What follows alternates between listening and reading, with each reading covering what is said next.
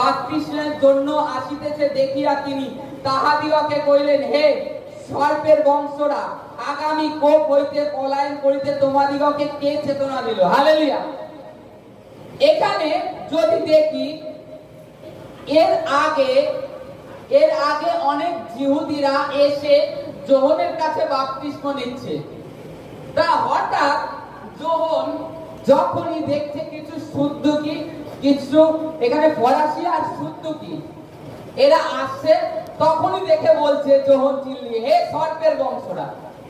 যোহন তাদের মধ্যে কি দেখতে পেয়েছিল যে যোহন সঙ্গে সঙ্গে আগে বললো হে সাপের বংশরা? কথার বলার কারণ কি? অ্যাকচুয়ালি আমরা যদি বাইবেলে দেখি, সাপ হচ্ছে ফলজাত।